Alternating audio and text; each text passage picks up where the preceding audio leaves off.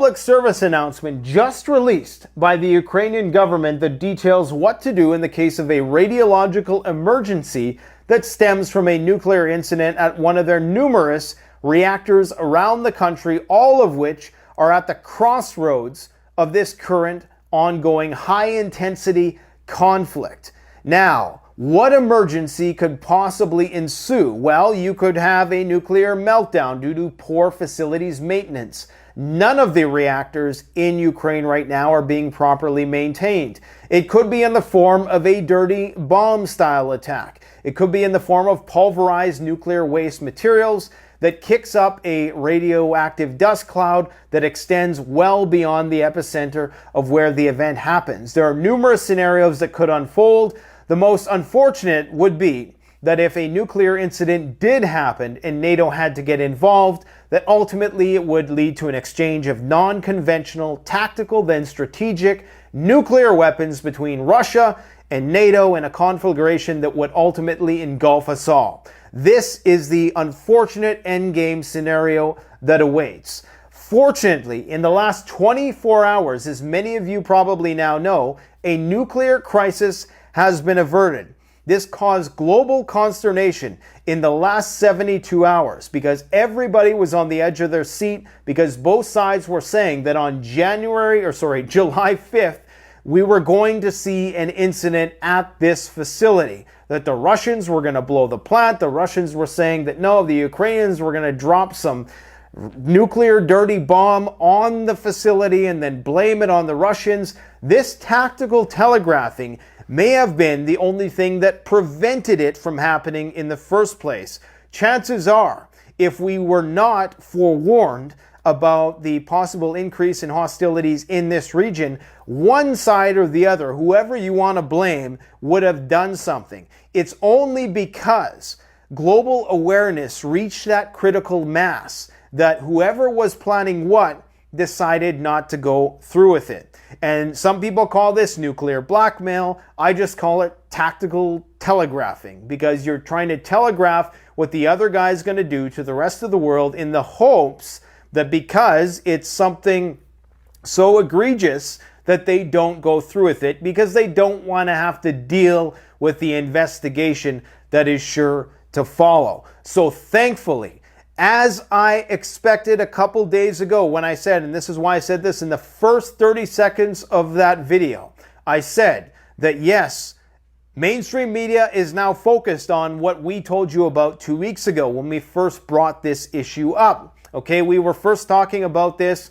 when Senator Blumenthal and Lindsey Graham were calling for the invocation of Article 5 if something like this very thing happened. Then in the build-up to that, we started talking about it more. Then the alternative media finally started picking up the story. Finally, the corporate media in the final hour started talking about it. Now, it was because we crossed that Rubicon. It was because we reached a critical mass of awareness that nothing happened. And I'm not taking any responsibility or credit for that. This was something well beyond me, because both the Russians and the Ukrainians were making so much noise about this issue that were either side to do something, it would have drawn too much scrutiny and wouldn't have been worth the squeeze. Now, the reason why that it's still inevitable that something happens there, and why you're seeing fancy animations put out by the Ukrainian government, is because this reactor, as well as all of the other reactors, are ultimately going to be at the crossroads of the conflict. The only way Ukraine makes gains in this conflict, significant ones, is if they go past the nuclear power plant.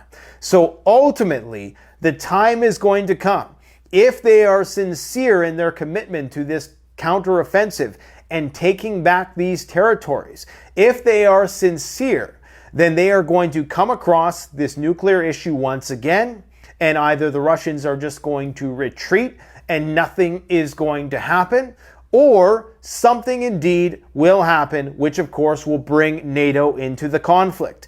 Now, we have about, 4 or 5 days until the big summit at Vilnius, where we learn exactly what the commitment of the United States is going to be. We need to talk about that and other things, because as much as a localized or even regional release of pulverized radioactive materials might not influence you and me over here in North America, the World War III and nuclear exchange that ensues thereafter most definitely will. This is why we pay attention to these things, and the reason why we were so ahead of the information curve, not to toot our own horn, but it's because we try to look at these things objectively. We try to minimize our political bias, and I simply go by the rule that if the majority of people are starting to really talk and get behind something, it's probably reached that mob rule level, and that's when I pull back and I say, okay, maybe it's time that I question this trajectory that I'm on with my thinking. Because of course, in the run-up, I'm always trying to look out for the little guy in terms of the information. So when the mainstream is collectively saying one thing, I'm immediately averse to that sort of perspective, and I'm immediately questioning the narrative. But when the alternative narrative gains so much power and potential as well, that's when I say, okay, now it's time to become critical of this narrative as well.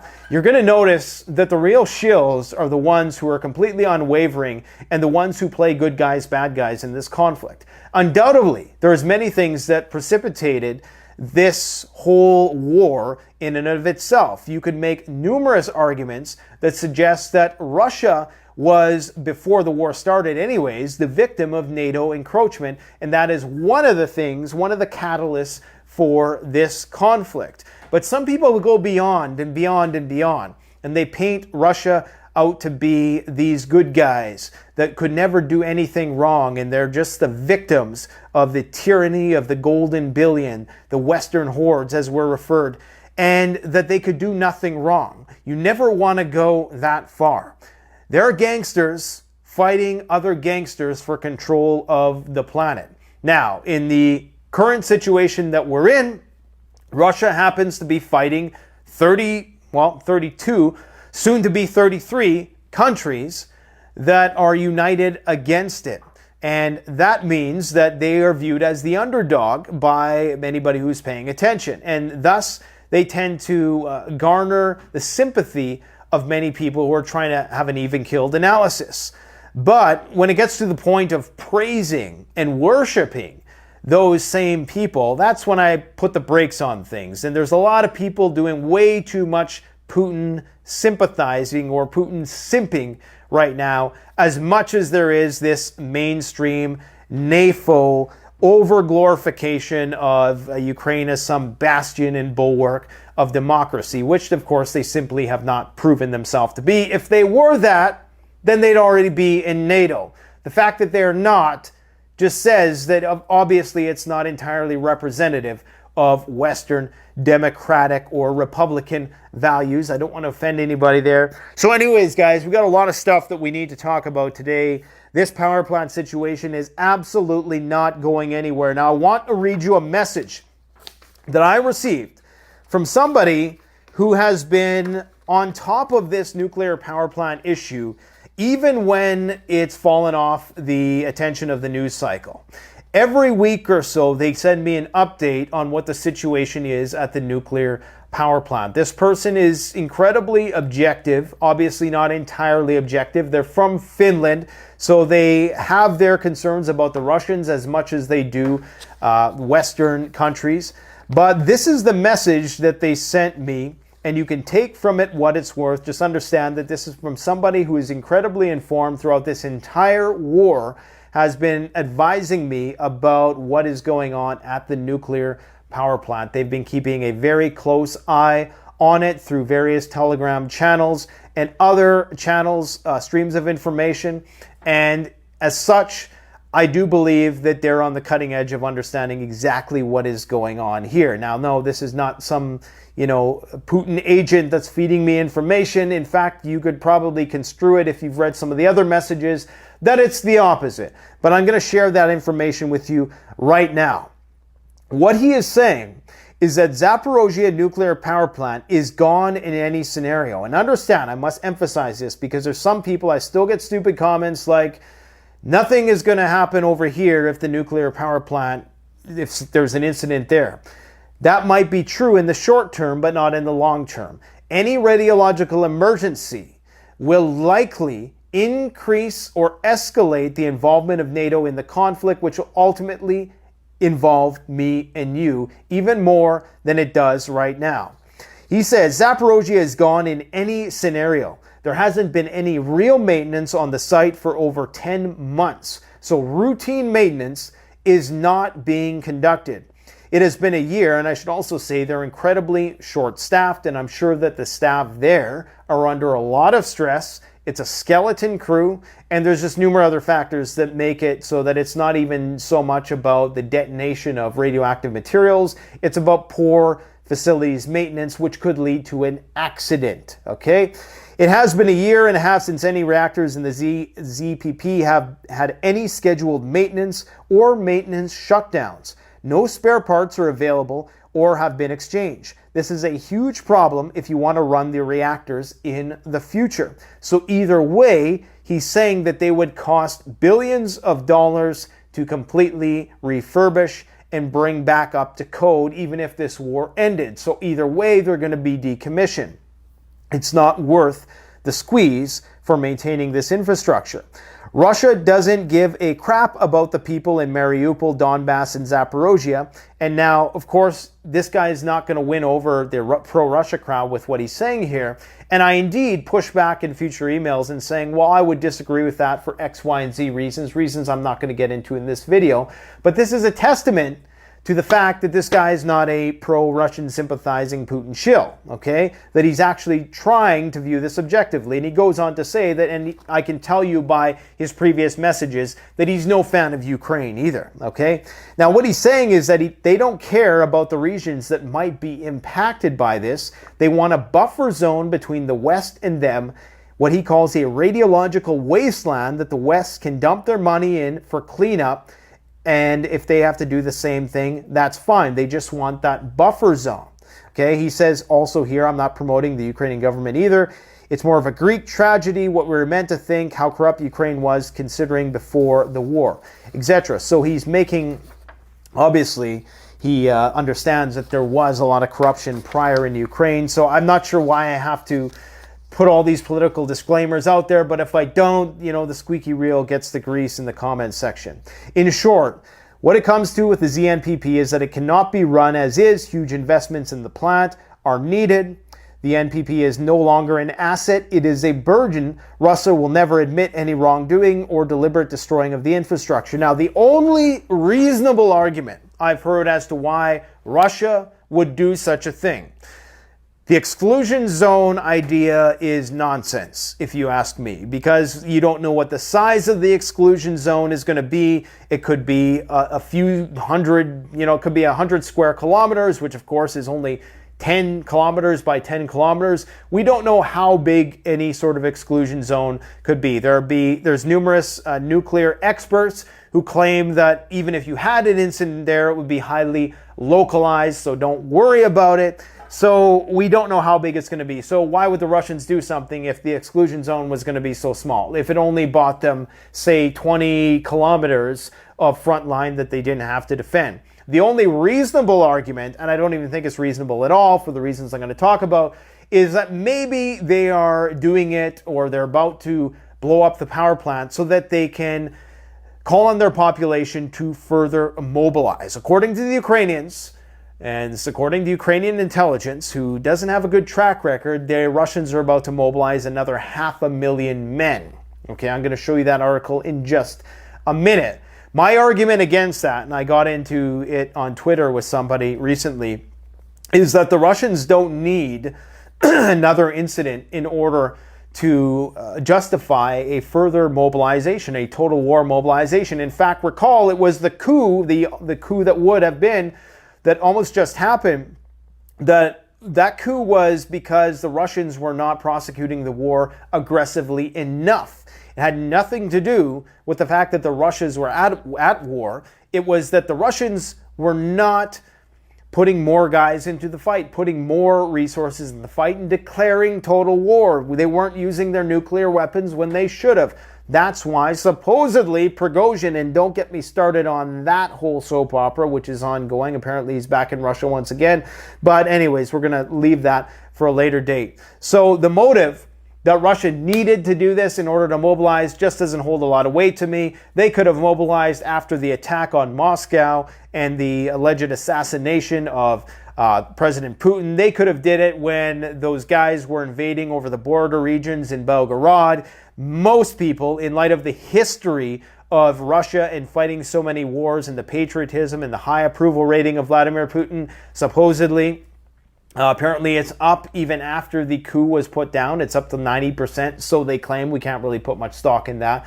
But for whatever it is, even if it's north of 60%, it's better than 99% of Western leaders. And I don't think they would need to have another Reichstag moment. They've already had the Reichstag moment. The attacks on Moscow, the incursions over the border, the coup d'etat, they have everything they need now to call on their population to wage total war against Ukraine. And they're not going to get a whole lot of pushback, not enough to cause civil unrest, okay?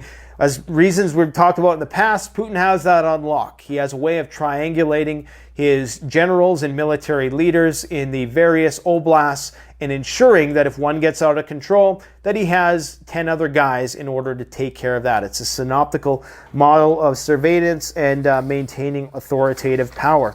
Now, there's another write-up I want to read to you, because this is what you're not hearing about in the mainstream media with respect to these nuclear power plants. Even the nuclear experts have failed to talk about this one very thing, okay? In principle, the Ukrainian side cannot damage the reactors themselves, since it does not have the necessary power to break through what was probably 4 feet of concrete, I've heard more in some places, through the building, the power unit, and the so-called containment. The Soviet GOSTs for the construction of nuclear power plants, which are all still in use in modern Russia, guarantee that even if a passenger airliner crashes into the dome of the building, this will definitely not damage the reactor. Most people, including the experts, have talked about this ad nauseum. There's something they don't talk about, though. The key is the Dnieper water. In VVER-1000 reactors, water is used in a closed cycle, but it has to be periodically changed. And if Ukraine is using, say, the Soviet Tokcha-U or Storm Shadow missiles can destroy the dam of the cooling pond, this could lead to unforeseen circumstances. So they're saying that Ukraine has the long-range cruise missiles that could specifically target the dam that contains the cooling water that is used to cool the spent fuel materials, okay? It is impossible to cause a chain reaction and subsequent explosion in a cold shutdown reactor. However, there are a few reactors that are still in a state of hot shutdown. And some people suspect that that is because Russia is playing the nuclear blackmail game, okay? Now, that is not the thing that nobody's talking about. Here it is necessary to make the remark that according to the same GOSTs, Soviet GOSTs, nuclear power plants should have at least 3 sources of water, and there is hope that Zaporozhye nuclear scientists with the port of military engineers have provided a reserve of coolant from other sources. Now, this is the most important thing. The most vulnerable part of the plant, without a doubt, remains the dry spent nuclear fuel. Not the spent nuclear fuel in the cooling ponds. Apparently that is quite heavily fortified itself. The dry spent nuclear fuel facility located just under the open sky in shipping containers, which don't offer any safety whatsoever. If you haven't seen our video on shipping containers with a shipping container expert, I would encourage you to go check it out, The Container Guy. Shipping containers have a fair margin of safety. No, they don't. But how much are they able to withstand a direct missile strike is not an idle question. To understand who is really preparing a provocation, this is where the article is probably going to get opinionated, a non-functioning plant. We added that yesterday the commander of the armed forces of Ukraine, Valery Zaluzny, suddenly visited the Rivne nuclear power plant, and by judging by the videos, he was most interested in the reaction protection systems and how widely the infection could spread. Of course, he's talking about meltdown scenario, or radioactive materials being sent up into the air and whatnot. And this is something that people need to keep in mind. People are focused on the ZNPP nuclear reactors, but remember that there's numerous other nuclear reactors, and if and when the war spreads to the western parts of Ukraine, even to the southern Ukrainian nuclear power plant, as this high-intensity modern-day conflict unfolds, we are going to see many, many firsts. The first that we've already seen, of course, is a nuclear reactor being in the crossroads of an ongoing high-intensity conflict. We've seen it in Chernobyl, in the earlier stages of the war, where both sides were engaged in very similar rhetoric. In fact, this is the third occasion where this level of nuclear rhetoric, where it's reached a fever pitch. Once in Chernobyl, both sides were accusing the other of blowing that up. The Russians retreated. It was no big deal. Next, and that's because it was not strategic for them to hold it at that point in time, because they had failed in their 3-day foray into Kiev, and you know the whole story. The next was when there was threats and accusations made by the Russians that the Ukrainians were preparing to detonate a dirty nuclear bomb and blame it on the Russians, the same scenario as is unfolding now. In that scenario, the defense minister of Russia, Sergei Shoigu, phoned up all of the other Western defense ministers and warned them what Kiev was about to do, and warned them that it would lead to a nuclear escalation, that they may have to use nuclear weapons, or I'm sure that's the conversation that we never heard. So this is not the first time, and it's not the last time that it's going to happen. The reason why I was so concerned about what was happening this time is because of all those times, there was never as much buildup as there was right now. Okay, it reached a critical mass in the mainstream media awareness of the issue 2 weeks after we brought it to everybody's attention, of course. And it was that in and of itself that likely thwarted the plans of whatever side was preparing what. This is what I spoke about in my last video, and I made sure I talked about it in the first 30 seconds because I knew somebody was going to be in here in the comment section today saying that I said that the world was going to end in 24 hours. And of course, if you watch the first minute of that video, I said nothing of the sort. But I knew I have to say these things in the first 30 seconds because people read the headline that 24 hours, and every news service was running with that story. That the Ukrainians and the Russians were both saying that on July the 5th, at a specific time, not a specific time, but a specific day, there was going to be this nuclear emergency. It never happened because so much attention was called towards it. This tactical telegraphing may be the only thing that is saving the world right now. Now, other people construe that as nuclear blackmail. They construe it as Russia threatening the Ukrainians if you proceed with a counteroffensive in that direction, that it's going to be bad for you. And we're going to do something nuclear. This is the map, okay? This is the map of Ukraine. So this is a map from everybody's favorite, the Institute for the Study of War, Victoria Nuland and Friends. And I use this map just so people don't continuously accuse me of being a pro-Russian sympathizing Putin shill. I consider myself only half and half of a Putin shill. I'm half a Western shill, half a Putin shill, okay?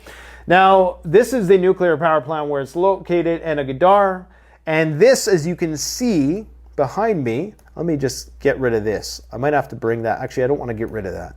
So I'm just going to step down from the podium here.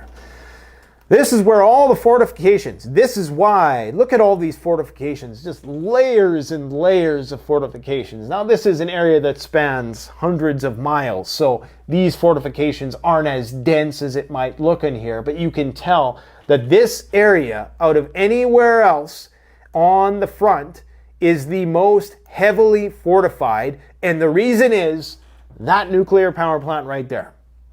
That's what it all comes down to. Now, first, they blew the dam. What did that do? Well, take a look at this reservoir. Look at this reservoir. Look at these shallow parts. In fact, from the videos that I've seen, you can actually see across. They're taking pictures from up here, and you can see, and it's mostly land across. You can literally drive a tank or an amphibious vehicle across there at this point in time. Look at where all the Russian fortifications are. They were planning for this. They knew that the Ukrainians might detonate this dam, but I don't think they maybe put a lot of stock in the fact that they would do that. But the stage has been set for an offensive in this direction.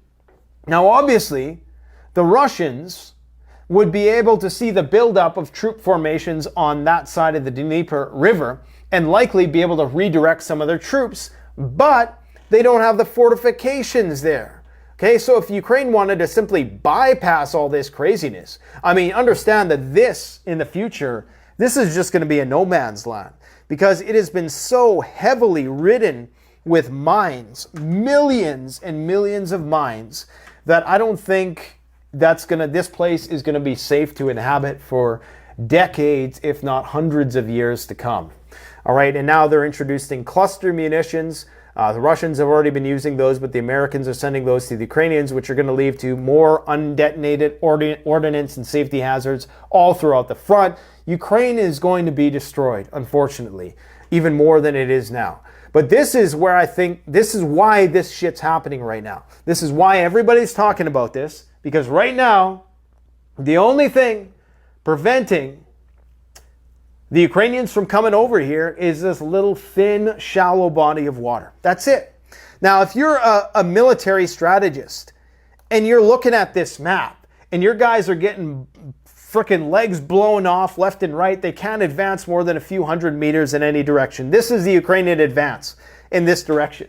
They've barely made it, they barely even made it to the first real line of defense, which is down here. So, I mean, the idea that they're going to be able to muster the mechanized manpower in order to make any significant gains through this region and to blitzkrieg through this region, it seems incredibly unlikely. But I'm not a military expert. The military experts are saying it's very unlikely, even though the NATO commanders, Zelensky, Zaluzhny, Mark Milley, they're all saying, nope, they have a plan and they're holding most of their counteroffensive resources in reserve and they're getting ready to make a breakthrough somewhere. But if you ask me, that somewhere appears to be right here. So what that means then is that the Russians are not going to have defensive fortifications. If and when they are able, they'll probably take the power plant with some losses. And this is why all the hype, because they know that at some point it's kind of a win-win situation for Ukraine. Because let's say they do some Normandy-style invasion across the river, okay? Let's say they do that. And let's say it's, they're making progress and they're probably going to lose a lot of guys. You're going to get hit with all kinds of artillery and you bet everything that you can imagine. But it's not going to be as bad as going through the minefields and through all of those levels of fortifications. So it's win-win in that if Russia decides, okay, we're pulling the plug on this thing, we're going to cause a nuclear incident. If they decide to do that, then guess what? Guess who gets involved? That's when Poland has said that they would get involved, whatever you want to, some people might laugh at that idea as an empty threat. But NATO has said, or proposed resolutions, that they would too get involved, because if even the faintest radioactive particle floats into NATO airspace, of course, that's grounds for invoking Article 5 and bringing us all to the brink of nuclear war over this. So, either they're successful and they make it across and the Russians get pushed back, and then, of course, that leads to the use of tactical nuclear weapons, because maybe this advance is what, causes the slow collapse of these Russian fortifications. Now, they still have a lot of fortifications, especially in and around Crimea down here. I mean, Crimea is heavily fortified. But there is still this area where the fortifications are not as densely populated. And that means that this seems to be the best move to come across the river. Like, if I'm a military strategist looking at this, yeah, we're going to have some problems. We're going to lose a lot of guys. in a D-Day type scenario, but you're never gonna get through this. I mean, am I wrong or am I right? So if this is shallow and you don't need all these pontoon bridges and this and that and whatever, then maybe what they're doing at the bridge that they were trying to get across recently, and you probably have to know a little bit about the situation to understand what I'm talking about, but there was a bridge down here near Kherson where they recently established a bridgehead on the Russian side of the river. It was temporary. It was like 100 guys. They got blown to smithereens. That's pretty much done now. But was that just a probing operation to see what the response would be and to get intelligence about how the Russians are going to utilize the defenses that they have if they were to do a large-scale landed incursion in this direction? So they're going to take the power plant. Now, let's get to the map. Man, I haven't even scratched the surface of what I'm going to talk, and I only got 20% left on my freaking battery. We better get talking here, man. Guys, if you wonder why all I've been releasing is daily update videos and not releasing the, prepping style content, that blue strip content, we've been working literally on 15 to 20 different videos, and none of them have come to completion just yet. But eventually you're just going to get a whole series of high quality preparedness, actionable information that you can use to better get prepared. And I've been building a cabin in the woods that you're going to see very soon also. So that is why all you've been getting lately is just these daily update videos, which are, of course, quite pressing and top of mind for a lot of people. Now, according to Sky News, this map right here, what you're seeing here, you're seeing these white, these are the nuclear reactors, or two of the nuclear reactors at the Zaporozhye nuclear power plant. And these white dots, whatever these are, it's claimed that these were not there just a week ago, and that they may be some kind of ordnance, they might be some sort of military installation, whatever the case may be. I don't know why you'd want it on top of the reactor. Is there a purpose of having it on top? Is it because that's where the International Atomic Energy Agency doesn't have access to? According to the chief director of the IAEA, I think his last name is Grossi, but he says that they don't have access to certain parts of the facility. Now, I want to say again that I don't think Russia stands to gain really anything from blowing up their own nuclear power plant. But as a last-ditch effort, is this something they might do?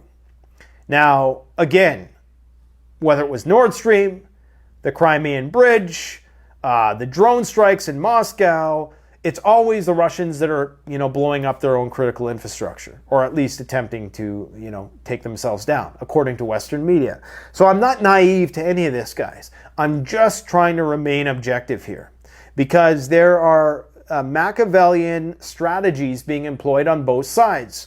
And when you look at the history of how the Russians wage war, they're willing to take a loss or two if it means giving them the long-term strategic gains. They're willing to make tactical losses, significant ones, if they can win the war. They're willing to lose many, many battles, lose a lot of guys if it means winning the war.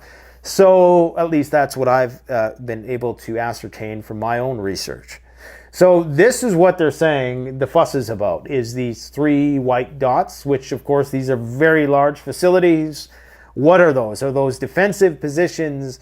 Are they, bombs? Is it just, being put there to confuse Ukraine, to make them think twice about advancing in this direction? But the reason why this is so inevitable, and the reason why they're making PSAs, and they're putting, their high quality PSAs, much better than that crappy New York one that told us all to get inside and STFU if the bombs drop. You remember that one from last year? Because it's inevitable that something happens at this power plant. If they do advance, if the Ukrainians wanted, as a last-ditch effort to bring NATO into the conflict and to make the world suffer with them, they would attack this nuclear power plant full on, and that would lead to some incident. It might mean that a few of their guys can never have children again. It might mean that a few of their guys suffered long-winded effects due to radiation exposure. But the long run, it's going to get them more support from NATO. It's going to get them more weapons from NATO. It might even get direct involvement in the form of a coalition of peacekeeping. It might even get NATO troops on the ground in some way, shape, or form. So the only reason why it was prevented is because there was so much talk about it. I mean, I was surprised at how right we were in our predictions 2 weeks ago that this was culminating into something. That Lindsey Graham and Blumenthal knew about this, because they have intelligence that we don't, long before the rest of us. And sure enough, in the run-up to this, we were sounding the alarm. And I do think that our collective efforts in calling attention to these issues is stymieing them to a degree. It is causing the plan to have to be reworked. And that is a good thing, because it kicks the nuclear can down the road. I do believe that if there was nobody talking about the prospect of nuclear war for the last year and a half, we would likely be in a far, far more dangerous place than we are now. So if there's any good thing about being wrong, I mean, there's lots of great things about being wrong when it comes to nuclear war. I never want to be right, because I don't want my kids to have to suffer in a Mad Max world. But it's that we are actively playing a role in preventing these things from coming about by focusing our attention on them, and not in a way where we're paranoid or we're freaked out. If you are freaked out by this stuff, it's not going to last. Your motivation to prepare is not going to last, just like anything in life. Okay, it has to be a lifestyle commitment. It has to be a lifestyle change, and you need to enjoy the benefits of having the insurance policy that is preparedness.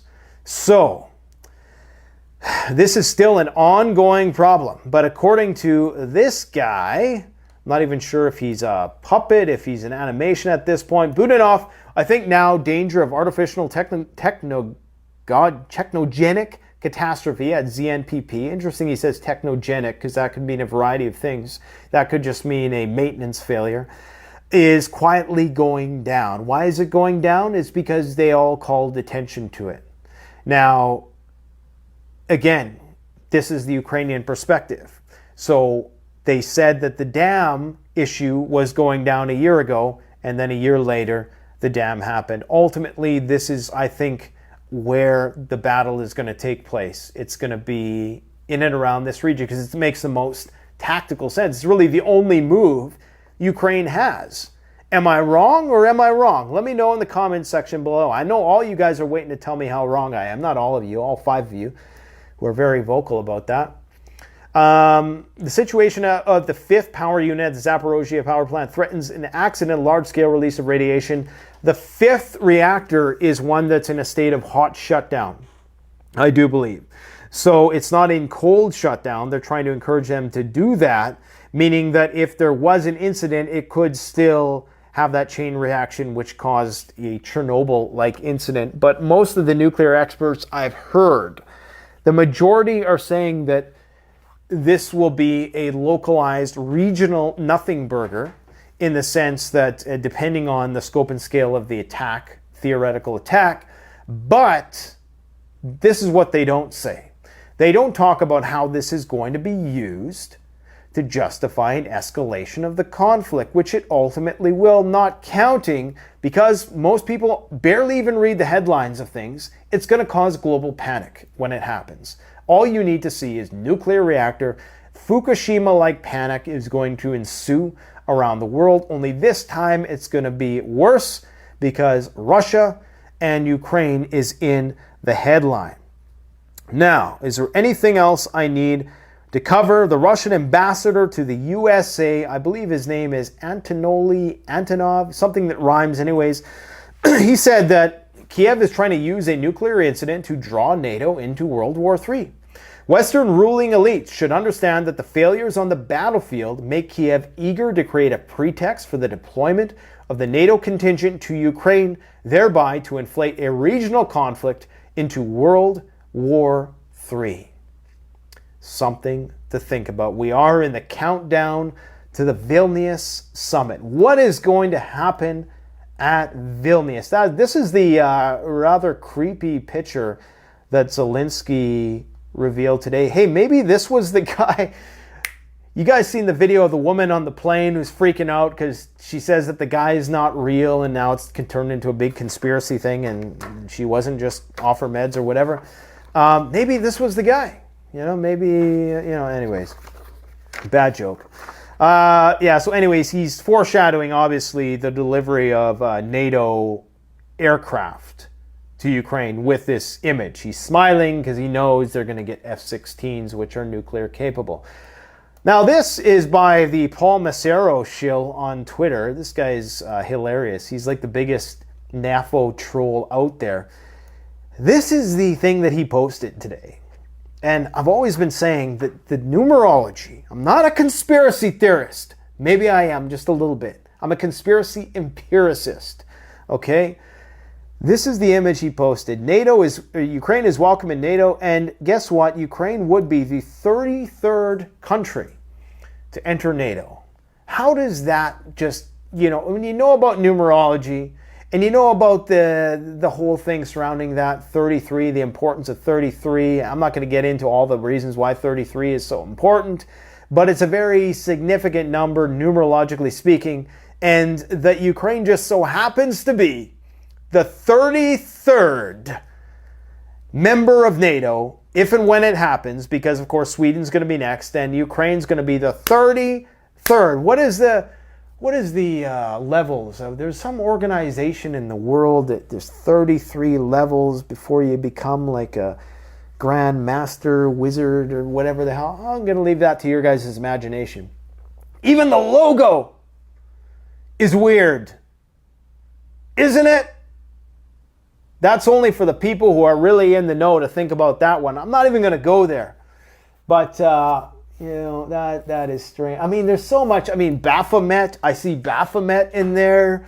If you're into the pentagram stuff and the occult stuff. I mean, weird shit is going on in some dimension that is out of our realm. Maybe the woman on the plane is onto something. That's all I'm going to say.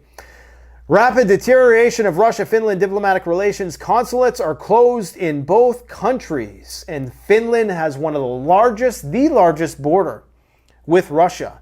Not good. NATO plans escalation against Russia at the Vilnius summit. This is the front page of Newsweek. Russia warns Ukraine plans to draw U.S. into World War III after setbacks. The reason why this is so significant and the reason why I emphasize Newsweek is they are notoriously, shamelessly pro-Ukraine sympathizers and apologists for every bad thing that the Ukrainian government ever does.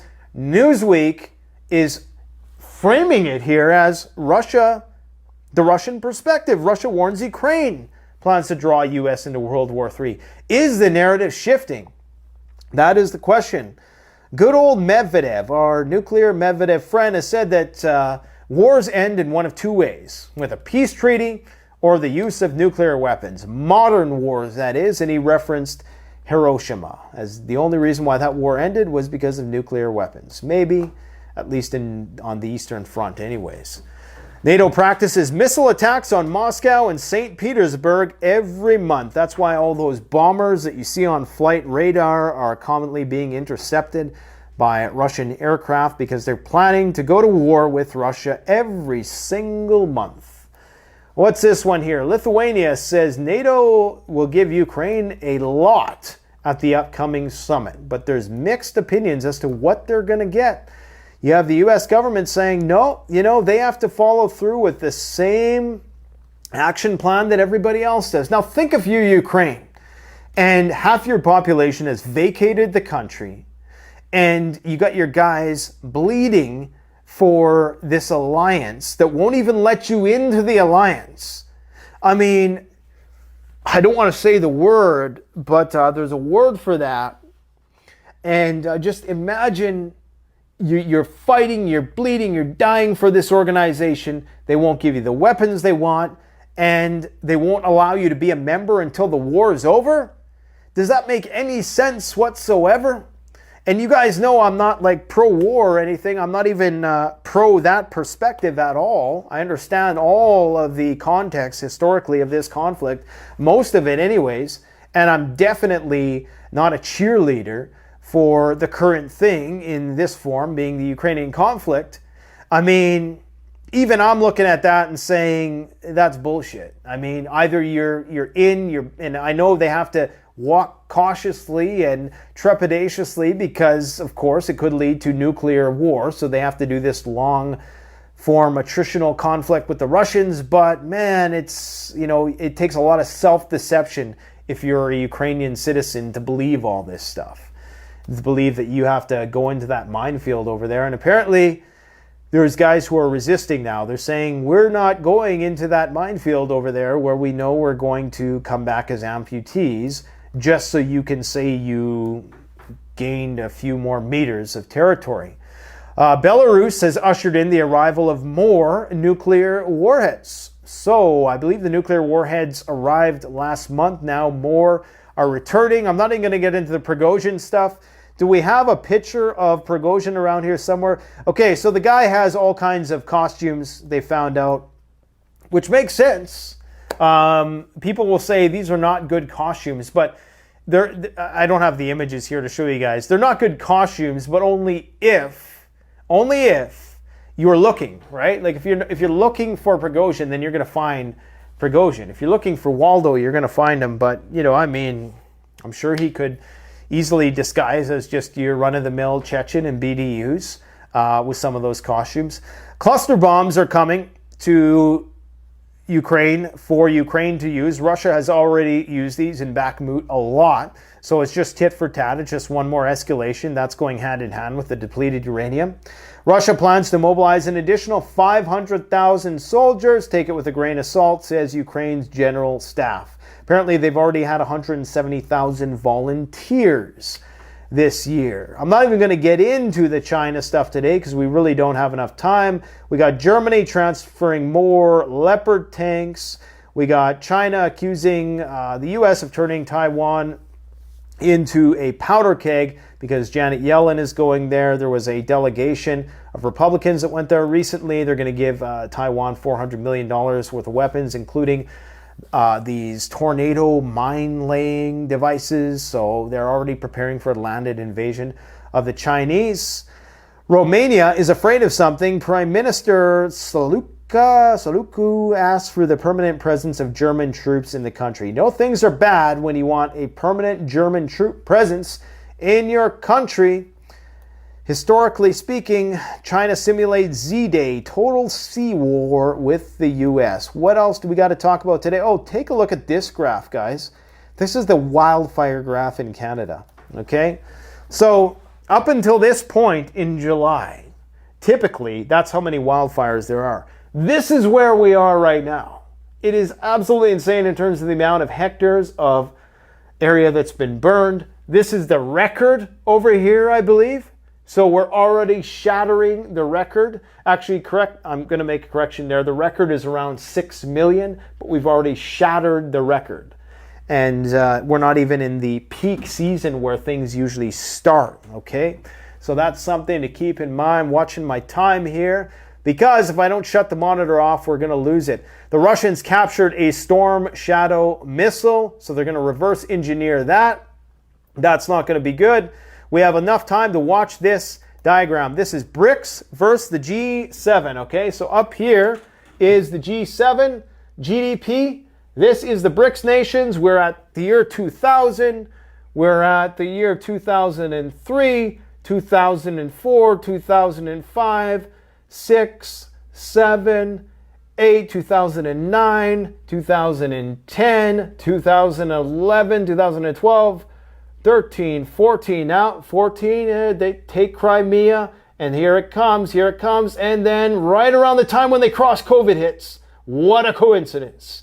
And then 2021, and now the rumors of World War III, and this is the projection into the future. Let's just go, let's go, let's go. Now, while that might seem bad for the US dollar hegemony, understand that this is 1 billion people approximately. That is the other 7. So understand that GDP per capita is not as good, meaning that the utilization of this basket of currencies as a global reserve currency still isn't as secure as the US dollar, but that could all collapse rather quickly. The way things are going, this is Zelensky talking about how they need to use nuclear weapons and how we need to send the US soldiers in order to die for us, fires in Moscow, blah, blah, blah, blah, blah. Oh, and on a final note, do we got time for this? This is kind of cool, guys. This is a laser herbicide thing that I came across. Finally, some good news for once. And I don't even know if this is good. It probably takes way too much energy or something. But this is, it's like killing all the weeds with a laser. So it's identifying what's a weed, and it kills it with a laser instead of spraying all those toxic herbicides and pesticides on there. I don't know if it kills bugs too or what, but it's kind of cool. Maybe that's the future of farming. I think that's all I have to talk about today. We got the nukes. We got Canada 90-year mortgages. I didn't talk about that. 90-year mortgages. Maybe not a good time to buy a house. That's why I'm building a cabin in the woods. Stay tuned for that, my friends. Gotta go. Thanks for watching today. Bye.